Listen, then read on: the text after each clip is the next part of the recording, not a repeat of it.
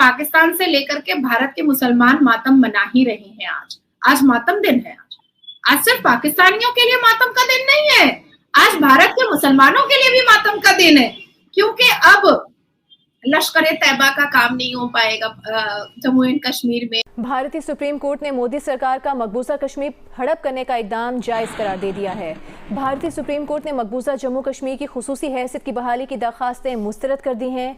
भारतीय supreme court ने करार दिया है कि मोदी सरकार का कश्मीर की खुसूसी हैसियत की मनसूखी करने का हुक्म दुरुस्त है। इंडियन सुप्रीम कोर्ट जो है उन्हें यूनानिमस वर्डिक्ट उन्होंने दी है और उन्होंने कहा है कि जो स्पेशल स्टेटस था जो कश्मीर का, दैट वाज टेम्परेरी।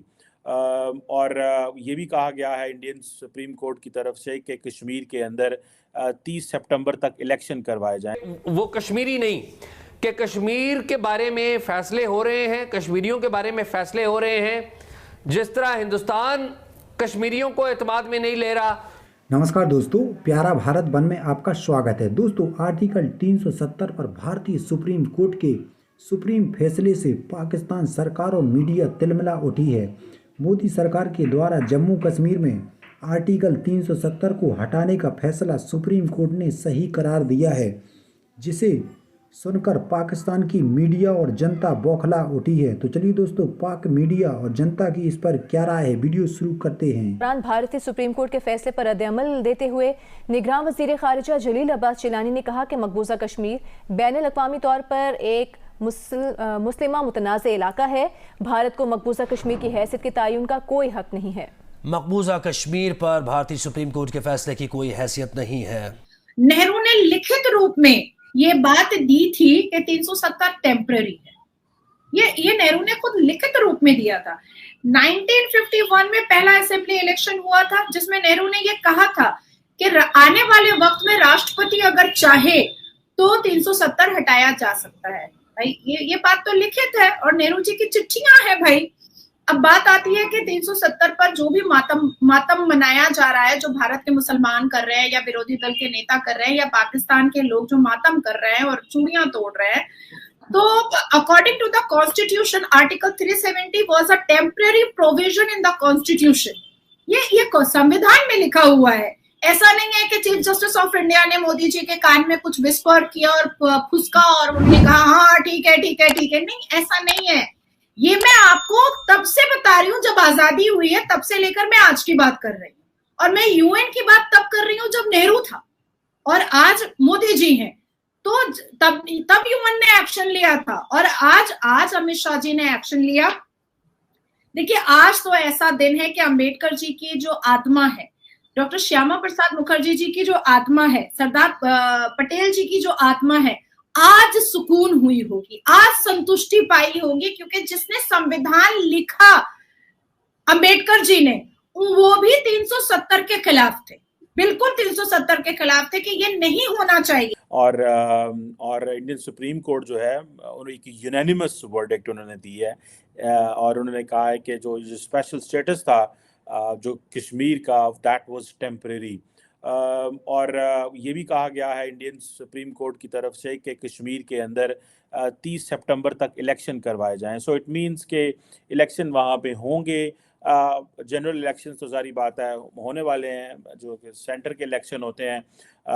तो ये चीज़ें है। आपको याद होगा अगस्त 2019 में बीजेपी ने जो इंडियन ऑक्युपाइड कश्मीर का जो स्पेशल स्टेटस था वो रिवोक कर लिया था और रिपील कर लिया गया था 370 जो कॉन्स्टिट्यूशन को और 35A को, जिसका बेसिकली जॉब ये है टू डिटर्मिन कि who are the permanent residents of the Kashmiris. अब ये जो 370, जिन लोगों को नहीं पता, बहुत सारे लोगों को तो पता होगा जो ज़ाहिर बात है फॉरेन पॉलिसी या इंडियन पॉलिटिक्स या इन चीज़ों से लगाव रखते हैं, कि बेसिकली 370 जो आर्टिकल 370 जो था, जिसको मैंने पढ़ा और देखा, उसमें ज़ाहिर बात है यही था कि जम्मू एंड कश्मीर को स्पेशल जो प्रिविलेजेस थी वो उसके पास थी, जिसमें इंडियन जो पार्लियामेंट है वो कोई लॉ नहीं बना सकती, कोई पॉलिसी नहीं बना सकती रिगार्डिंग वहाँ के हवाले से, और नेम नहीं चेंज कर सकती कोई टेरिटरी के हवाले से। और जम्मू और कश्मीर जो का अपना कॉन्स्टिट्यूशन और अपना एक झंडा था,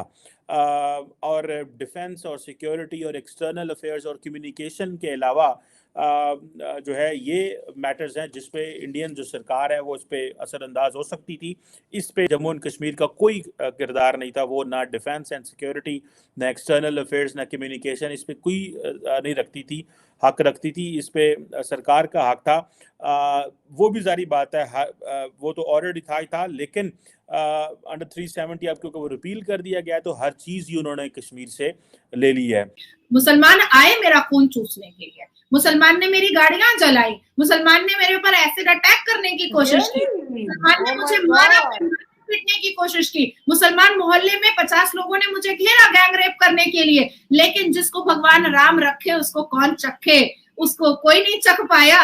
और आज देखिए नाजिया ने फिर 2019 में चीफ जस्टिस के बेंच पर पिटीशन डाला कि पॉलीगेमी और हलाला बैन किया जाए, और फिर 2023 में नाजिया ने पिटीशन डाला कि भारत में रोड पर नमाज नहीं होनी चाहिए। सऊदी अरबिया जब बंद कर सकता है तो भारत क्यों नहीं बंद कर सकता है? तो नाजिया तो ऑन है कि पाकिस्तान से लेकर के भारत के मुसलमान मातम मना ही रहे हैं। आज मातम दिन है। आज सिर्फ पाकिस्तानियों के लिए मातम का दिन नहीं है, आज भारत के मुसलमानों के लिए भी मातम का दिन है, क्योंकि अब लश्कर तैयबा का काम नहीं हो पाएगा जम्मू एंड कश्मीर में। अब यासीन मलिक जैसा कोई पाकिस्तान के वजीर आजम का दलाल नहीं बन पाएगा। अब टेररिस्ट के लिए कोई जगह नहीं होगी कश्मीर में। अब किसी हिंदू बहू बेटियों को का बलात्कार नहीं किया जाएगा। जितनी भी योजनाएं हैं वो तमाम without any discrimination in caste and creed, सारे लोगों को वो योजनाएं जो हैं वो भरपेट और भरपूर मिल रही हैं। पिता के सामने बेटी का और पत्नी का बलात्कार होता था पिता को बैठा करके। लश्कर तैयबा और यासीन मलिक के हाथ खून से रंगे हुए थे। अब्दुल्ला फैमिली और मुफ्ती फैमिली ने जिस हिसाब से आतंकवादियों का समर्थन किया था और कश्मीर को खून की नदी बनाने में जो उनका सहयोग था, वो तो 370 उसको कंट्रोल नहीं कर पाया था, बिल्कुल भी कंट्रोल नहीं कर पाया था। करोड़ों की भीड़ में जो कश्मीरी पंडित और वाल्मीकि परिवार के लोग जो कश्मीर को छोड़ करके अपनी जान बचा करके अरबों खरबों की प्रॉपर्टी को छोड़ करके जो भागे थे और जो इधर उधर हमारे भारत के विभिन्न राज्यों में जो बसे थे, उनको न्याय मिला है। बच्चों के हाथ में पत्थर, युवाओं के हाथ में चापड़, गोली, बम, बारूद और जो अधेड़ उम्र के मुसलमान मर्द थे उनके हाथ में और उनके बिस्तर पर कश्मीरी पंडित की बेटियों को बेआबरू और बेइज्जत और अल्लाह अकबर के नारे पर बलात्कार किया जा रहा था।